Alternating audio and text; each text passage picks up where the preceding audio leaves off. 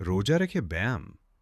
অনেকে বলেন রোজায় ব্যায়াম করা বিপজ্জনক, শরীর ভেঙে যাবে, ডিহাইড্রেশন হবে। কিন্তু যদি আমি বলি সঠিকভাবে করলে রোজার সময় ব্যায়াম আপনার শরীরকে এমন এক শক্তিশালী অবস্থায় নিয়ে যায় যেখানে ফ্যাট গলে, কোষ পরিষ্কার হয় আর মস্তিষ্ক তীক্ষ্ণ হয়ে ওঠে।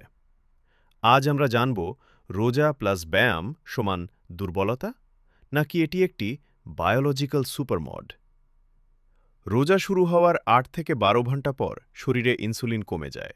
শরীর তখন গ্লুকোজ নয়, ফ্যাট ব্যবহার শুরু করে। একে বলে মেটাবলিক সুইচিং। এই অবস্থায় শরীর প্রবেশ করে এক ধরনের কোষী পরিষ্কার প্রক্রিয়ায়, যাকে বলা হয় অটোফেজি। ২০১৬ সালে ইয়োশিনোরি ওসুমি এই অটোফেজি প্রক্রিয়া নিয়ে গবেষণার জন্য নোবেল পুরস্কার পান। অটোফেজি মানে শরীর নিজের ক্ষতিগ্রস্ত কোষ ভেঙে নতুন কোষ তৈরি করে। এখন প্রশ্ন হল, ব্যায়াম করলে কি হয়? হালকা ব্যায়াম অটোফ্যাজিকে আরও বাড়িয়ে দেয়। মানে রোজা প্লাস ব্যায়াম সমান কোষের দ্বিগুণ পরিষ্কার। কিন্তু ভয়টা কোথায়? বাঙালিরা সাধারণত কি করেন?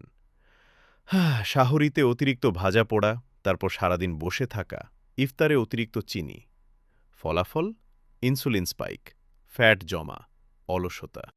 রোজা রেখে যদি সারাদিন নিষ্ক্রিয় থাকেন, শরীর এনার্জি সেভিং মোডে চলে যায়। রোজার সময় ব্যায়াম করলে হিউম্যান গ্রোথ হরমোন HGH বাড়ে, যা ফ্যাট কমাতে ও পেপেশি রক্ষা করতে সাহায্য। আমাদের প্রিয় নবী মুহাম্মদ সাল্লাল্লাহু আলাইহি ওয়াসাল্লাম শক্তিশালী শরীরের গুরুত্ব দিয়েছেন।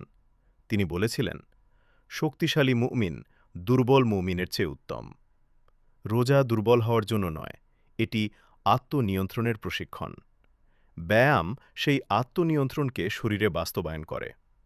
কিন্তু রোজা রেখে কখন ব্যায়াম করবেন? ইফতারের ৩০ মিনিট আগে, ২০ মিনিট দ্রুত হাঁটা, অথবা ইফতারের ১ ঘণ্টা পরে হালকা বডিওয়েট এক্সারসাইজ। তবে অতিরিক্ত হাই ইন্টেন্সিটি ব্যায়াম এড়িয়ে চলুন এই রমজানে। নিজের শরীরকে দুর্বল নয়, শক্তিশালী করুন।